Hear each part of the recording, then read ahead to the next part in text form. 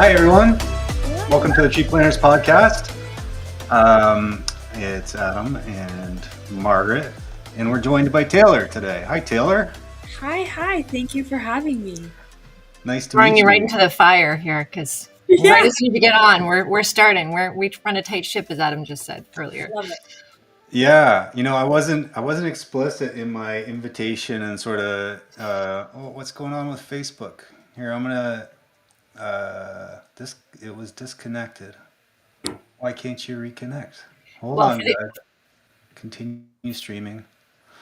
Well, if you were on Facebook, you no longer are. I wonder why it was disconnected. I'll have to reconnect that another time. okay. Sorry. Yeah, so my emails to Taylor, leading up to this, I was not explicit about like an arrival time, except for just like the 7 o'clock. That's when we go. So, just as we were having the little intro music going on there, Taylor jumped on. Both Margaret and I were sweating buckets, but it's really nice to see you. we weren't. We weren't. Yeah. We are definitely not a type. I'm here. I was here. I'm ready. Yes, ready to go. And I didn't have to say anything, and nobody would have been the wiser. But now we just, first 2 minutes of it's about how we've made some mistakes. Yeah. Well, and that's what I've learned through all this stuff. I've learned that you don't know until you try something, and then you see what happens. Yeah, exactly. That's right. So we had the tight ship, and now I was the loose lips that sunk it. So yeah, you wouldn't have made it through the war. Just saying, but it's okay. Yeah. Anyways, yes, today we're talking with Taylor Nicole. She'll give you a little bit about kind of where she's from and what she's doing, but mostly we're talking about local organizing. Taylor, I don't think would mind if I said she's kind of new to this world. And so we thought for our listeners who are kind of like thinking, they're rebellion curious, if you will, to talk to somebody who's starting it new and what she's caring about and what she can learn. Is that good, Adam? Was there more things that you wanted me to do for that intro? Okay. No. All right. Well, Taylor, this is pretty easy. Adam and I just mostly interrupt each other and let you sometimes speak. It works really beautifully. For the benefit of the audience, why don't you tell us kind of where you hail from and why you would be on this type of podcast? Yeah, well, thank you for having me once again. And so I'm Taylor, and I'm from Collingwood, Ontario, and I grew up here, and then I went and studied at the University of Waterloo for environmental studies and biology. And I've traveled around to many different communities, various roles of kind of ecologist, teacher, tutor, whatever I can kind of try to do. And I just started kind of dabbling into this activism when I learned about Bill 5 and I learned about how there is so much we can do. If you just kind of believe that you can do something, you can do it. It all kind of started. I saw a friend of mine posted that he was going to protest outside of Brian Saunderson's office, our local MPP, about Bill 5. And I saw it a day late and I thought, oh, I missed it. This was my one chance, my only opportunity to get involved. And it was kind of this thinking where I was like, no, it isn't. You have free will. You are a grown person. You can do something. And so after seeing that action that he took, that he just was like, I think that this is something we need to fight for, I was like, yeah, we really do. So I put a call on Facebook and said, in search of anybody who wants to protest. And I thought, protesting is so inaccessible for so many people, because what I've learned is that everybody has lives that have so much going on, and there's so much important things happening every day all around. And so I was like, how can we reach people not just for like 2 hours one day? So I thought, well, I'm just going to propose that we protest 9 a.m. to 9 p.m. outside of his office and see if I can coordinate enough people to be there when I'm not there. And then there was a handful of also crazy and passionate enough people that were like, yeah, let's do it. So for the week, there was from Tuesday to Friday, we were somebody was out there, and I think all of Stainer, because that's where his office is, Yeah. Yeah. had heard of Bill 5. We got noise complaints from the honking that we were getting in support of this. So it really all just started because I saw that somebody else did something. So I Yeah. guess that's kind of why I'm here today, because I've watched what we've been able to do, our small group, and I've learned so much in Hmm.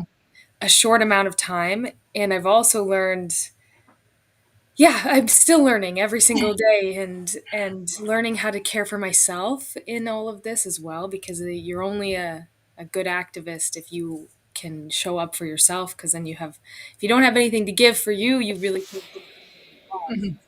Hmm. Well, don't spill all of your secrets at once, but Sorry. we'll back up a little bit.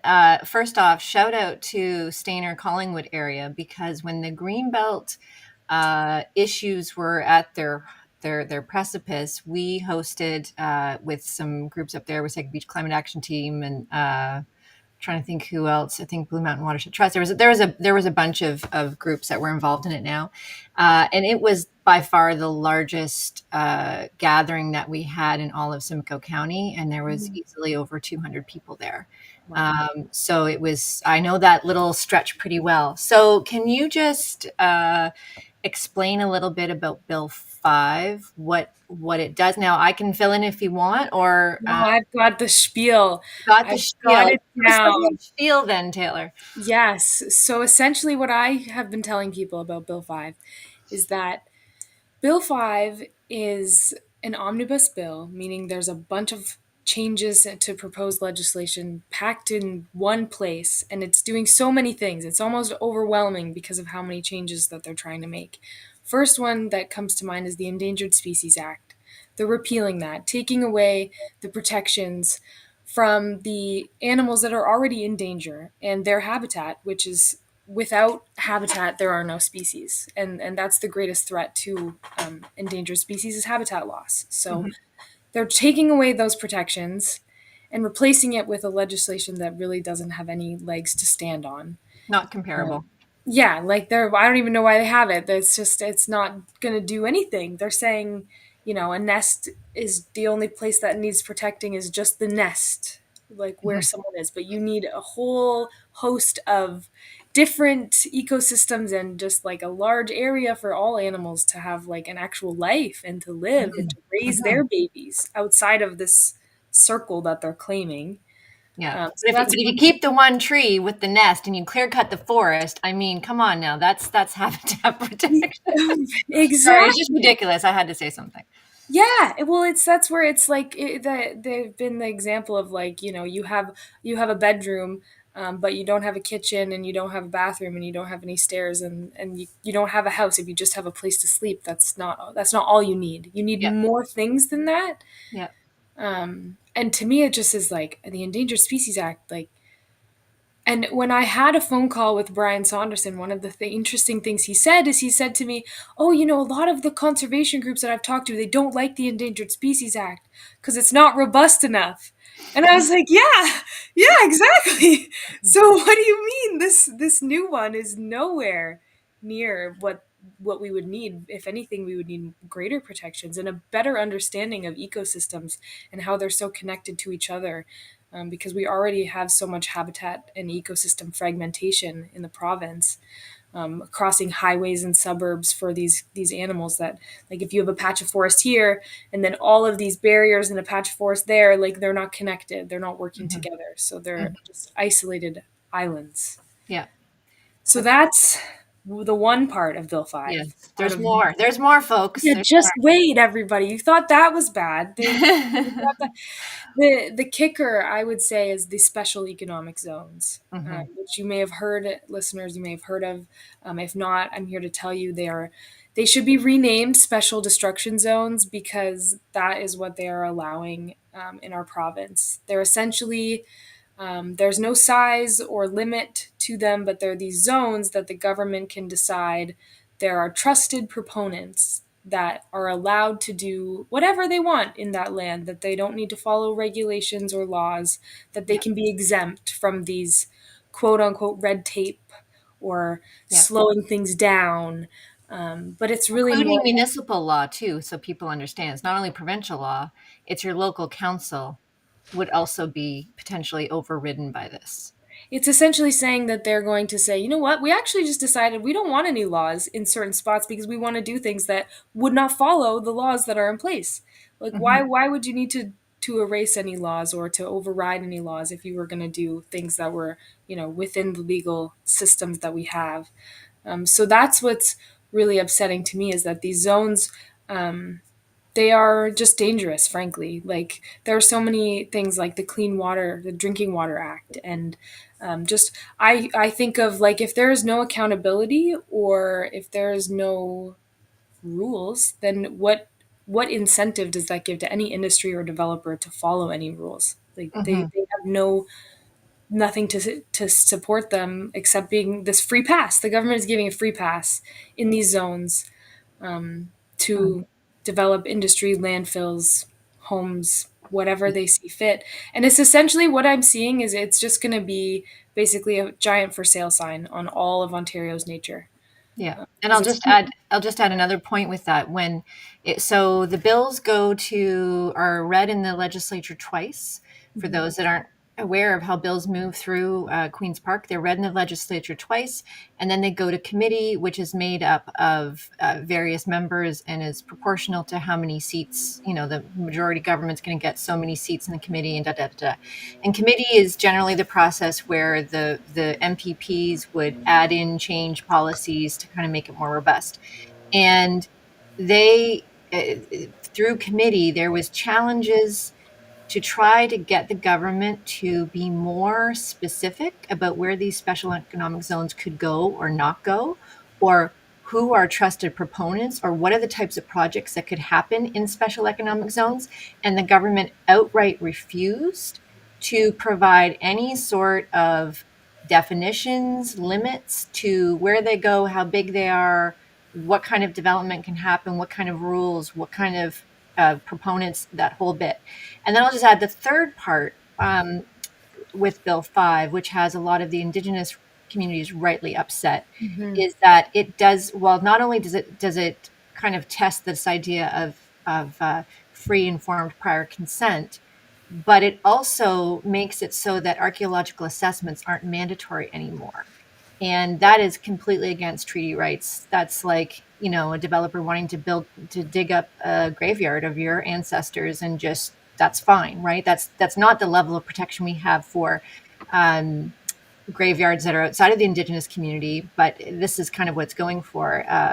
And that would be pretty terrible. So there's a lot of pushback from the Indigenous communities, rightly so, and allies about what that means. And of course, there's also concern that these special economic zones will go more into Indigenous communities, far north communities, Mhm. where no one is really watching. The media is not as close. They're not as close to Queen's Park. And is that going to go into these projects that are really disastrous for the water, habitat, medicinal lands near Indigenous communities? Sorry. So there's Yeah. lots of problems. Adam's sitting back in his chair thinking. Yeah. Well, I mean, there's a couple of broader sort of framing questions that are popping up for me. I mean, there's the obvious connection with Trump, right? And that's part of the justification this government is trotting out for these changes that they're proposing is that they're necessary to be able to fend off the impacts of the tariffs on that they could have on Ontario. But I think there's like a couple of interesting things for me. One is that like really scrapping environmental protections and regulations in favor of private for-profit business is kind of exactly what Trump is doing Yeah. in the first place. So the almighty dollar rules first and foremost. But then I think like stepping back even more. So I mean that's kind of an interesting like race to the bottom justification, Yeah. and do we really want to do that in Ontario. Um, and I mean, it's just an interesting way, I think, of thinking about your home, Mhm. which is as a place that really only serves, that really only has a value in terms of what you can extract and sort of do away with from it, that you don't have to take care of it or nourish it, or that there isn't anything of value in it that you want to sustain. Mhm. Which is crazy because this is the Yeah, land that sustains us. If we want right. clean drinking water, we need forests and wetlands to filter that water and to go through all these ecological systems. So to say like we, only get the value from what we can destroy, it's like we're actually just depreciating the value of what we have and we're not appreciating what it is doing. Something I like these lands are occupied. Like these trees and these animals, they're doing so much for us just by being, just by Mhm. existing as they are. They are doing so much for us, and we don't see it, or we maybe don't feel it, or aren't as connected to it. And they're tapping into that. They're making us believe that we need to, extract, extract, extract before what? Before we have nothing left to Mm. extract from? Like, Yeah, yeah. Well, and that's the other thing is like the economics of this of extraction. At the end of it, you've transformed that space into something that's entirely denuded of value. You've transformed that value into something that's abstract in that monetary sense, right? But that you can't actually eat or actually do much that's useful. I mean, you can trade it for something perhaps, but the value will fluctuate. But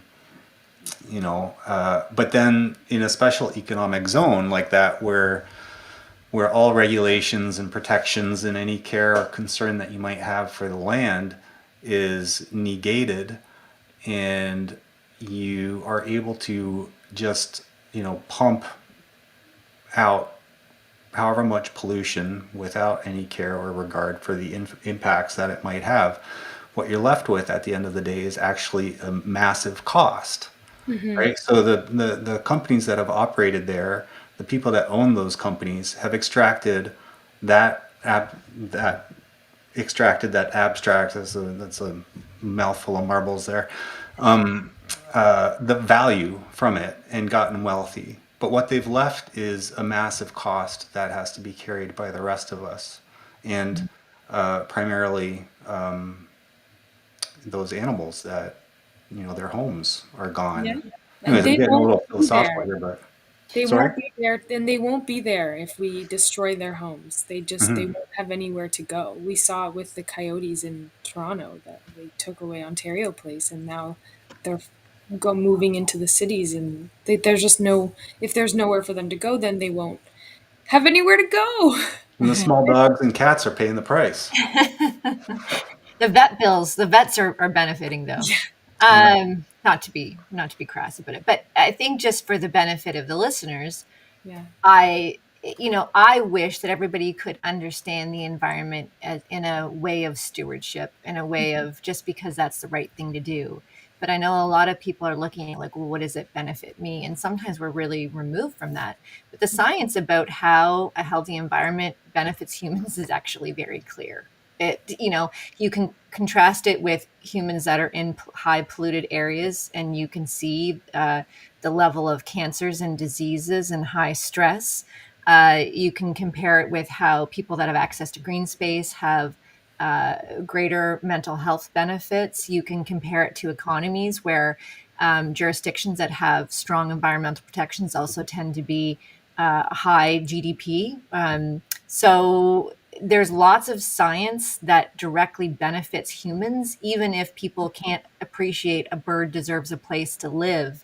And I always hate translating that, but for some people, it's really true. They're like, we don't understand. Like, what do I care if the forest 5 kilometers over? Well, it is a sliding scale, and kind of what both of you said is there's what is the end? Like, what is the end game here, and where do we stop? When do we know that we've hit a limit? Because as far as I can see in any of these bills, which we have to also kind of keep in mind with strong mayor powers, which have now come to almost every municipality across Ontario, where the municipality, the mayor, under conditions regarding housing and a few others, can actually get kind of what they want to do without having the consensus of council behind them. Who So needs democracy? I mean, at this point, we don't even need a government. They're just deciding, actually, we want to do all these things, and it's like, no. yes, and also so all of these things make you go, where are the, I know people get kind of this narrative about red tape and government, and gosh, the red tape, blah blah blah blah blah. But also red tape is not is redundancy for the right reasons. Sometimes it's if a hospital doesn't have multiple backup generators, doesn't have a plan when the power goes out, the people that need power are going to have a problem. So sometimes you need to have these built-in redundancies, because at the end of the decision, at the end of the problem, comes somebody's life, comes somebody's health, comes, it's not just this, it goes into this abstract bin of like, well, I don't know what happens with it. No, we know that at the end of every government decision is a person, a family, children, aged people, like Whole communities of whole people. communities. So we're not just dealing in the abstract here, we're dealing with what actually happens on the ground. And where is the end to that? Is it when we've decided that everybody can have their own house? What does that look like? Is it when house prices get to a certain level? Like, are we just going to continue down this path of insanity until what, we hit an ecological limit where everything fails, and then we're going to have to try to figure out how to purify water that's actually really expensive? Like, you know what I mean? Like, where Right? is the vision where they say enough is enough? And I don't think they've ever thought that question through. No, and it kind of also saying, when I forget who, I think Adam, you said something of like the cost will cost more in damages. That for me, my first thought this whole time was, if you pave over every wetland and every forest, we have so much rain in Ontario and it's getting worse with climate change. Where is that rainwater going to go? Into the basements of these homes that we've just destroyed all this land to build. And it's Mhm. like you're creating your own problem at this point. You're taking away the natural protections from flooding, and you're exacerbating the problem in the name of more housing. And I can't wrap my head around that. I'm like, haven't we seen what happens when we pave everything? There's nowhere for the water to go. And I was just canoeing, and the whole forest was flooded. And so like these soils are already oversaturated with storing the rainwater that they are storing. So if we don't recognize the value that that has, and kind of what you were saying, Margaret, about ecosystem services is what I've learned that they're called, which is the things that nature does for us, whether it's the awe and beauty and the mental health, or whether it's the practical functional water filtration, flood Mhm. management, temperature regulation, things that can't avoid. We can't run away. We can't be like, actually, I think I'd like to stop the rain now. It's too much. We're just going to stop it. We're just going to pause. Not the air purification. I think I want dirty air today. Well, that's actually so. One of those running away from it examples would be air conditioning. It's a great example, I think, of how. Well, no, it's not just creating cold air for you. It's pumping out a ton of hot air too, right? So it's every action has an equal and opposite reaction. It's, Mm-hmm. in fact, go ahead, I Margaret. I was just going to ask Taylor another question, but first, I was also going to point out that if it kind of sounds like there's more centralization of power, both within mayors and within the government, it's true. It's not us being, bombastic and alarmist. We're trying to say that like this is kind of sliding. And then another bill that's coming up is Bill 17, and that would allow the minister on his own to decide zoning rules in your community, to decide that parts of the green belt, parts of Oak Ridges Moraine, like there's no plan that they can't touch. So they're expanding the ministerial zoning order powers, which is only one of the things. But um, I guess what I'm interested in, because Adam and I have been at this for a while, Adam a little bit longer than me, and what does it what was your experience growing up about, I mean, you went into an environmental program, but I'm curious about growing up in these kind of times, because you're in your 20s. Yes, 28. You're in your 20s. And so what was that like growing up thinking about environmentalism and activism, and what was kind of on the what was the narrative going around that when you were growing up? It's a really great question, and it's kind of interesting because it feels a little full circle, because I live in a subdivision, and that where I live once was a forest, and I recognize that, but I didn't know that growing up. You don't know, you just think, oh, this is my house and this is where I live. And I remember being a young kid, maybe 10, 11, 12, and there was a forest behind the subdivision I live in, and I noticed one day that they were tearing it down to build more houses. And I just had this sense of like panic of like, you can't take away this forest. This forest is doing so much. Like, this is where me and my friends hang out. This is where I go to find peace because I feel, there's so much noise.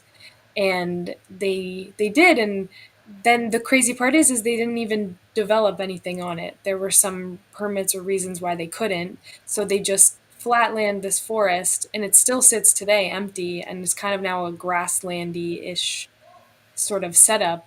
And I just remember thinking, like, who's talking about this? Like, why everybody seems so concerned with what's happening, and I don't feel like anyone is paying attention to the trees, because so I kind of, and then I went to high school and I learned you could go to school for environmental studies and you could learn how to, like, you could just learn about it. And I thought, and it's still that core memory of the feeling, that feeling, and it's back, this feeling of like watching places that you love being taken, and not, and then nothing good coming out of it. Like, Mm, that's where I think it's the kind of kicker is that, like, obviously we do take up space and we do need space to do things and infrastructure, but it's ultimately like, um, yeah, I felt a piece of me was taken when I was a kid and I never got that back. And now I'm with Bill 5. When I drive around and I see all these for sale signs, residential development opportunity, 50 acres, and I just look out at these forests, I feel that same, like, and it's kind of like, who's speaking for the trees? Who's standing up? Who's saying something? Because they don't have the words and language that we have. But I mhm, feel like I've always had a connection where I'm like, oh, you know, mhm. they matter so much and they do so much and I love them so much. Yeah. Um, and I always have. And I'm a basket weaver. I weave baskets, and I, like, not a very good gardener. But I think, like, I didn't really have many adults in my life to show me a nature connection. And so I tried to build that myself with my friends in that forest that got torn down. And I think that taught me from a young age, like, um, that there are things that you don't get a say necessarily, but now I'm like, no, you do get a say. Like, I get to have a say. I've grown up. I have a voice now. I can use my voice and my education and my position to try to do good things. And I think little me, who just saw this injustice and got upset and didn't know anything except to just learn, that's kind of where I went. Is I saw, was upset, and then I was like, okay, I will learn more about nature, and then hopefully this has led me here on this podcast. Yay, welcome. I have a follow up, Adam, unless you have something to say. Go for it. I was curious because we every summer for the last few summers have had student interns, Hmm. usually high school or college students, and it's always interesting to hear what their experience of the environment and environmental education is. And so yours is coming from a place of loss, really, right? Yeah. And that seems to be very common with a lot of the students we have, where they go to the libraries, they watch the videos about forests burning down, and the orangutans, and climate change coming, and everything's getting is broken, and this is Hmm. all disastrous. And well, Adam and I are rough, we're the same age, I think, right, Adam? Yeah, I think Ish, so, ish. roughly. What I remember was a totally different thing. This was the time when there was all of these programs to invest in education and invest in nature. And so um, I came from a time, now Adam's experience is obviously going to be different, but at least what I remember of my education Mhm. wasn't this feeling of chaos and loss. It was this kind of stewardship and responsibility kind of vibe going on. Mm. And I think that's what, so when I think about the loss, I think more about preservation, Mm. more of like we had something going here that actually worked. Like even though it wasn't perfect, it kind of worked, and we had a moment in time for decades where we were actually trying to do the right thing, and now it feels like we're in a sliding scale. And your perspective is coming from, we're already losing so much, we can't afford to lose anymore. And although I share that, my background is coming from oh yeah, like I was not raised with that kind of narrative at all. And so I hear my sons talk about it and they're like, yeah, everyone just knows the environment's screwed. Like that's just kind of like, it's just this resignation that wasn't a thought in my generation's mind at all. I don't know. I'm assuming you don't think the same, or you think the same, Adam, or did you have a different experience? I This is hadn't going to thought be, about it from that perspective, actually. Sorry, what? I was going to say, this is going to be a good one because when you do the sides, usually something like really old man profound. Hmm. Yeah, no, I don't have any old man profound stuff. I hadn't thought about it in that way before. Um, I Yeah, no, I don't know. I think I've always sort of, I don't know how much of this is colored by my current um, perception of things, though, which is probably pretty likely. But I think I've long felt that we're losing something that's really sort of integral to who we are, and that's not just externally sort of focus, right? Because like really, when you get down to brass tacks, we are nature. Like we're you can't disconnect us. Yeah. As much as we like to try, and as much as these fucking morons sitting on their billions of tech dollars pretend, right? Like, no, you're not getting away from this shit. You're No, not going to get out of it even alive. outrun the floods and forest fires. Like they Yeah. can't. But Yeah. Mars, what about Mars? I Come mean, on. that's even less hospitable than the world we're creating for ourselves here, right? So I don't know what kind of idiot thinks that that's the Xanadu to escape to, but well, I do know what kind of idiot thinks that, but we don't need to go down that road. Uh, the well, maybe a little bit we do. So I mean, I think part of the loss that it is a very sort of profound loss, I think most of us grapple with. I think a lot of us don't understand it. A lot of us self-medicate in all kinds of different ways, not necessarily drugs or alcohol or whatever, but screen time is a big one nowadays. All kinds of different things, right? So we have all these little crutches that we use to get through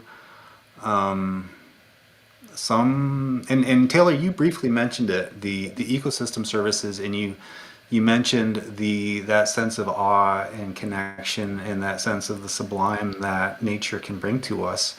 And the sublime is that overwhelming sense of awe in being part of something that's bigger, right? And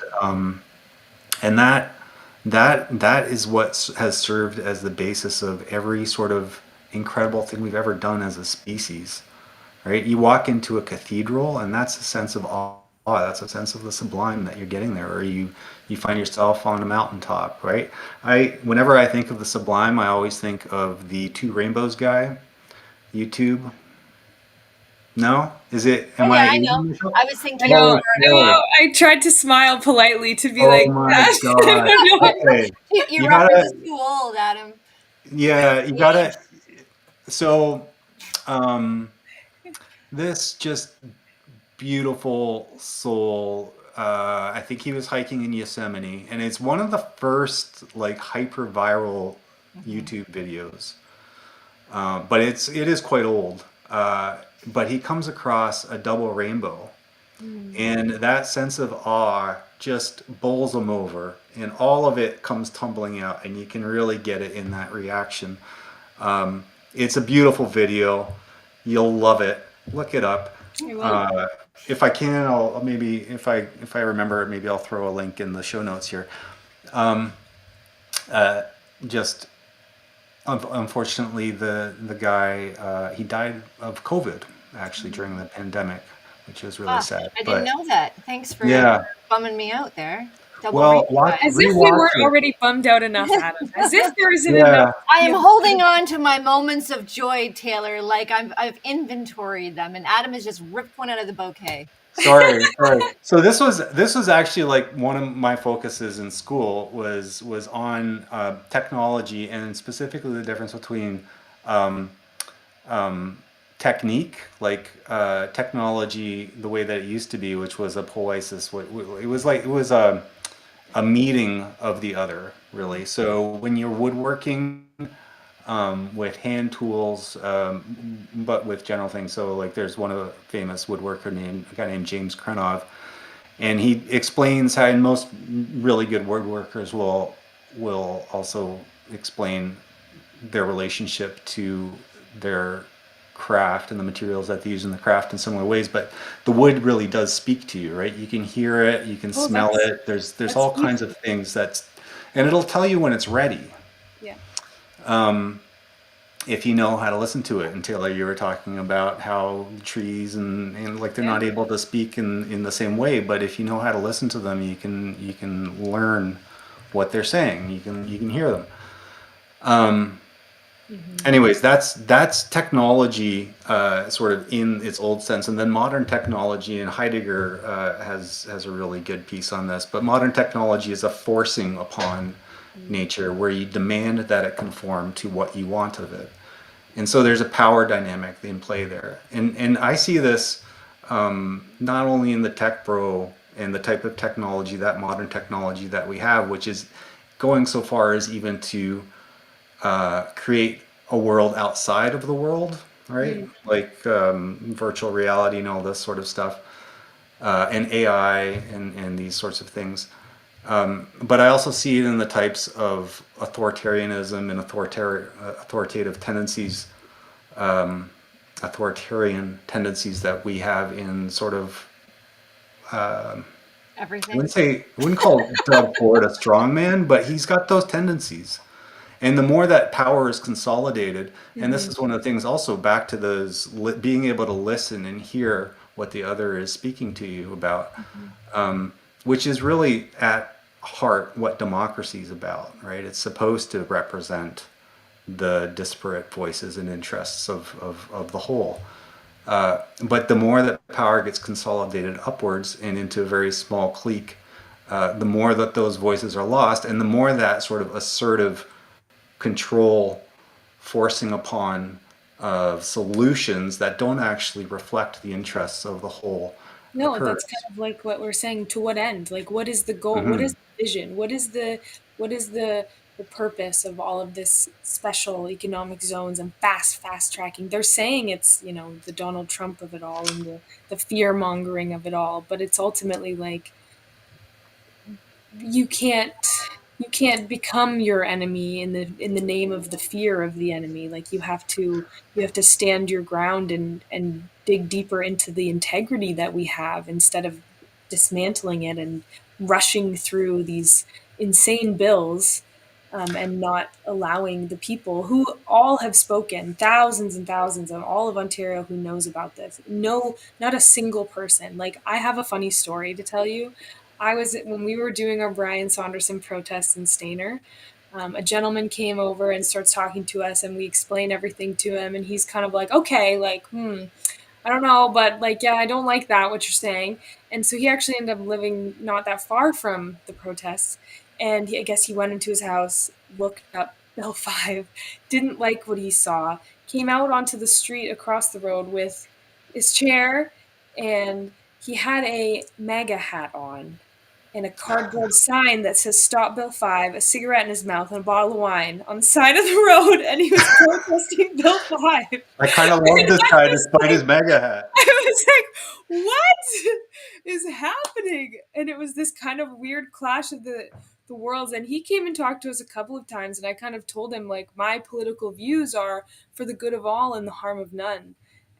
So like then this bill is just the harm. There's no good for any Ontarian that is out of this. You're just losing your natural spaces. You're losing the environment that keeps us safe and healthy. You're losing your ability, your opportunity to connect with nature, because like you were saying, it I really started from a place of lack. I started from a place of feeling like it was being taken away already and not having a strong foundation because my family didn't have a strong nature foundation. And then but now going to school for it, and now I teach for a school and I do a lot of outdoor education, and I'm getting the opportunity to introduce nature to kids at a young age in a way that's like, look at this. Like today we saw a dragonfly nymph, so like the aquatic stage of a dragonfly, and it was like covered in clay that had hardened, so it was like basically it was going to die, it was going to burn on the beach and like not live. And so we went and washed it off in the water to clean it off. So we like washed the hardened clay off of it. And like it was the most magical thing. This bug is like so terrifyingly like just beautiful, and it's this big.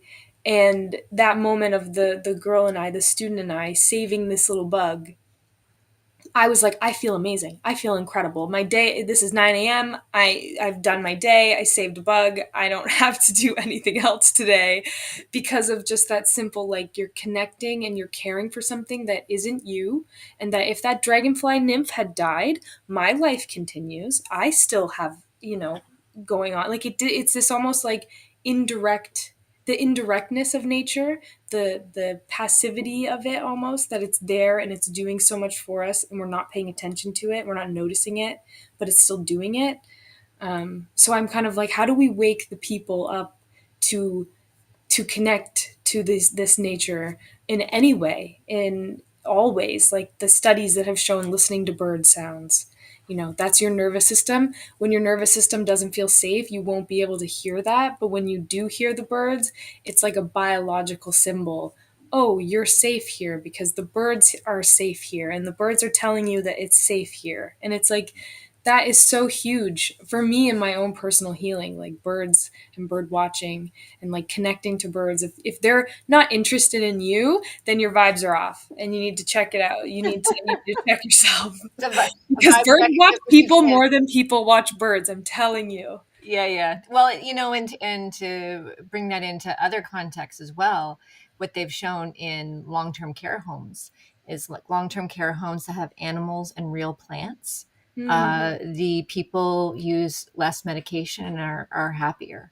And so I think there's something innate in us that wants to connect. And this is why you see videos where they rescue a dolphin or they interact with an orca or something like that. They just go viral almost all the time because there is this sense in of like, oh, I'm still connected to that. And I wish, Adam and I wish we had easy answers with how do you make people remember? Because it's not that they never knew it. There's in our DNA and our part of our survival, as Adam said, like we are a part of nature. Our bodies remember that, even if our culture is saying, don't even worry about it, just forget about it, like just take it all down. There's a need for the remembering. And I think that sometimes it's in the stories, it's in the education. I too was kind of turned into thinking about environmentalism back when I was thinking about teaching, right? Back Camp Wanakita, YMCA Camp Wanakita, camp counselor there for to get a part biology credit, and I got a week off school, and I got to teach youths at risk that were from Hamilton. And we went through ECDC ICA, which if I can't remember all of them now, but each letter stands for a part of like energy, adaptation, and we just taught kids about how nature works, and they were like, wow, this is so great. So the awe is still in them. Adults kind of get stuck in this idea of like, okay, time to step on some heads so I can get further up the chain, as if nothing that you've stepped on matters, right? So yeah. I do hope that we can figure out how to help people remember, but I know it's also not a quick task. No, and I think it's remembering and then also like empowering as well, because our nature, like our natural side, like you were saying, it's all within us and it's so powerful. And I think that's what I've learned in connecting to the trees and the birds and the water, on a level that's just like No, not like taught to me by a person, but taught to me through experiencing it for myself and trying it out and feeling it and seeing it. But like you say, that takes time and that takes opportunity and that takes accessibility. And this bill is making nature even less accessible. Um, and it almost feels on purpose. It almost feels like they're trying to take away everything that actually does matter and say, for like you were saying, Adam, the kind of control piece of it all. Um, I think, Yeah. I think another part of it that seems intentional to me is part of that sort of centralized control means that people who want to play, they need to sort of make nice with the people who have the power to do right by them, kind of thing, right? So like the politicization. So the trusted proponent, who will that be? Who's like you said, there's no details on who on how that determination would be arrived at. So whose back is going to be scratched to become a trusted proponent? It might be getting a little bit sort of in the conspiracy theory direction, but it's setting up the possibility, or at least increasing the possibility of corruption, I think, quite dramatically in huge. Ontario. Definitely. And that's again, it's exactly what Trump is doing, right? Well, we haven't It's had the any same way. corruption scandals in Ontario, have we? I don't remember there No, being not with many. the government. I think it's been pretty good, Greenbelt, Ontario place, it's been fine mostly. Anyways, I know Adam has some questions that I think you want to ask her, but I wanted to get at one thing before you get into your questions, Adam, because I'm Oh, assuming oh, my questions. You're right. I gotta find them. Hold on. Sorry. I will handle this. This is good. Yeah. This is good. We're a team. Yeah. Um, Now, you were quite audacious by just saying, and I think that I use that in the best possible way. Like, hey, I just want to do something and I'm going to do it. And I don't know if I'm doing it right or whatever else. So, what did you learn about yourself that might be helpful to other people in taking that brave kind of step of saying, okay, well, I need to do something? Hmm. I think I learned that while you're doing it, it'll feel like while you're doing it, while I was doing all of the things that we've done, all the protesting things, I've learned as I'm watching it happen, I'm like, should have done that, should have done this, could have done that, would have done this. And that used to be kind of crippling and like overwhelming and make me want to stop doing it and say like, no, no, if I'm doing it wrong. But then taking a step, I had so many kind people be like, I've seen the impact of what just even doing it wrong or doing it that it will have, and the ripple effect that it will have of doing it that I wouldn't have had if I had done nothing.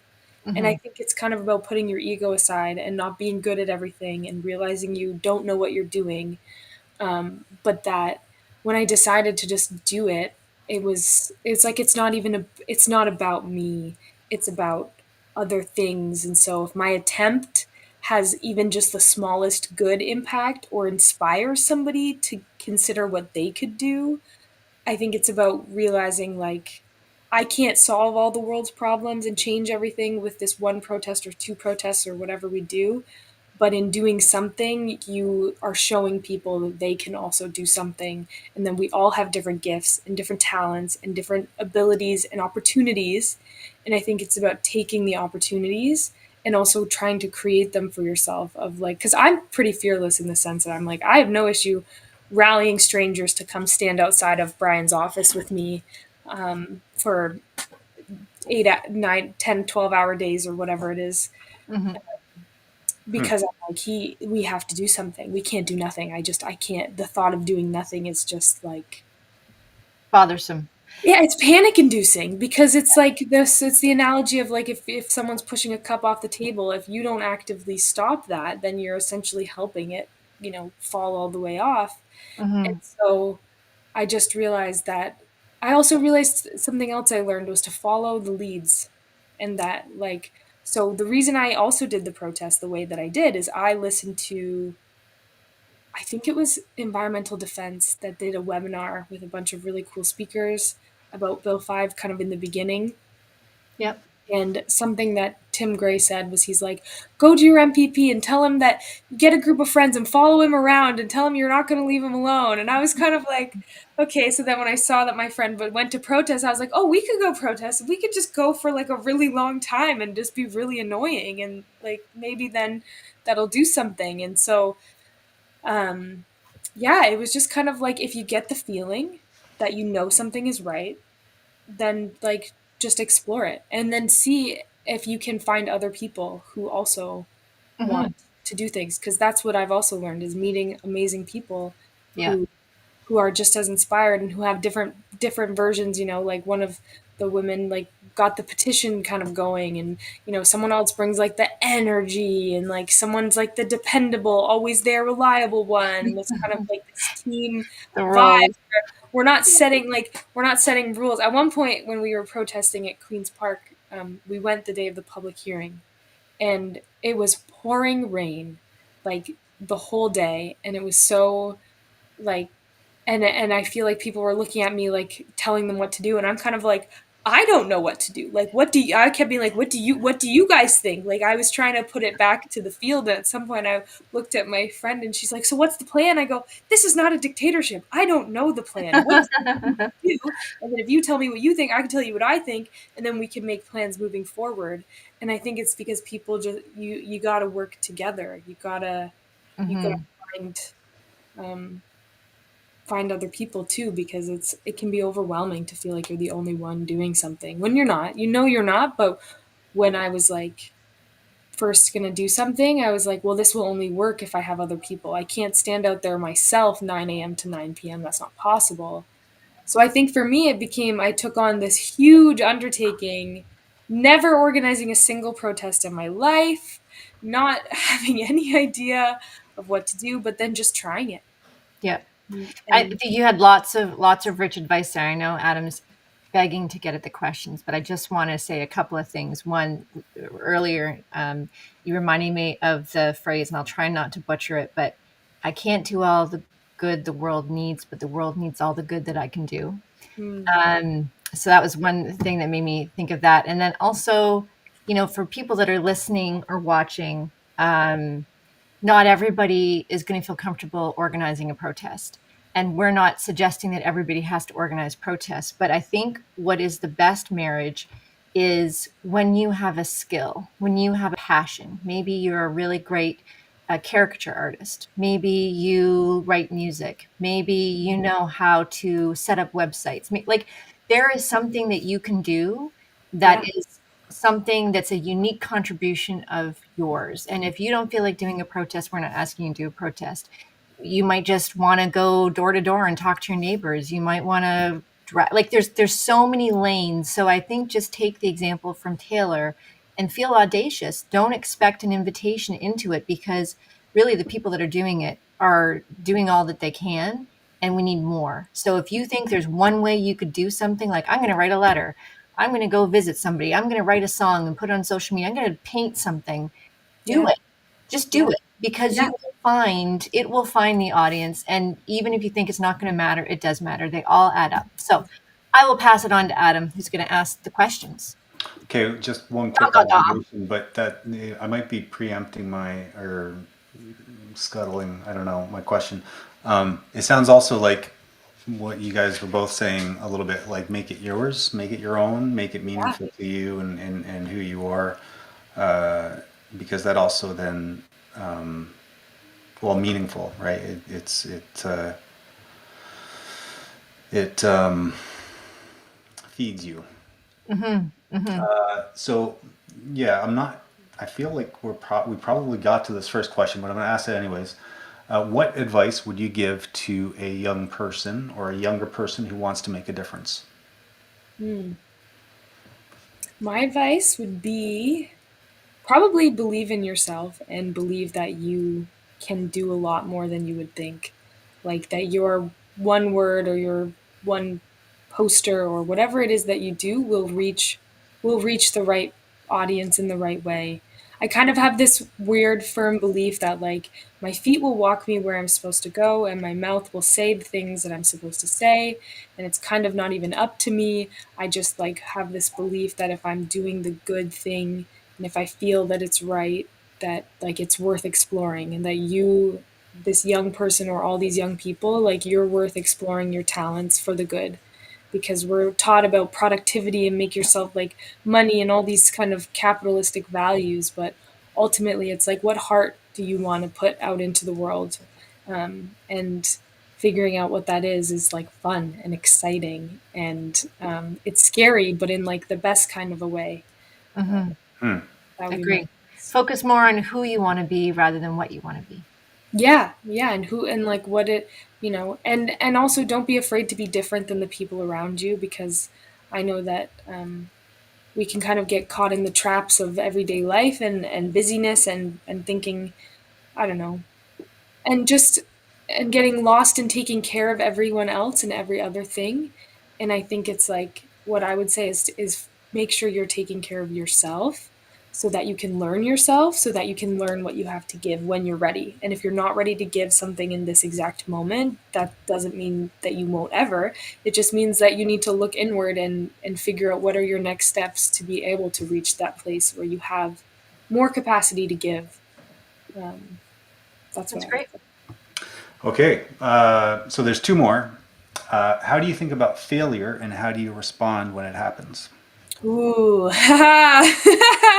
you're hitting the juicy questions, I see.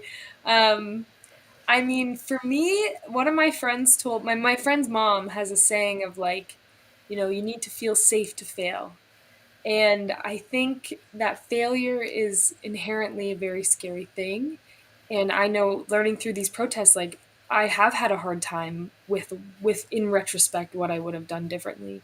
And I've had to reflect on it and not be so hard on myself, because I could look at it two ways. I could look at it, oh, here's all the things that I didn't do that I had the opportunity to do, or here's all the things that I did do, with the opportunities I created that weren't there for me, but I made them happen. Like, for Mm-hmm. example, the Doug Ford came to Wasaga Beach, and that was in the middle of our week of protesting, and I heard about it the night before, and so I went, and the police were there, and they were trying to scare us off the thing, but it was on the beach, and I stayed on the side of the road where like the cars were, and I told the other woman who I was with to go around to kind of go to the back, and I wish I had went to the back as well, because I could have made more of a difference trying to be disruptive and behind. But it was my first time kind of even doing anything like that, and the police were there and they were intimidating, and there was all these men in suits and they were whispering into their watches about us because we're a few people with some neon signs saying "Stop the drive."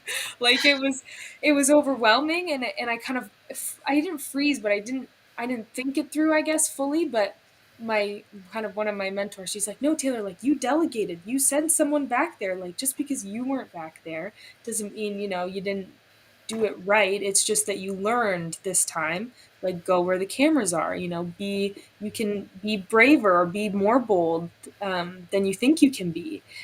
But I wouldn't have learned that lesson if I hadn't just tried something in the first place.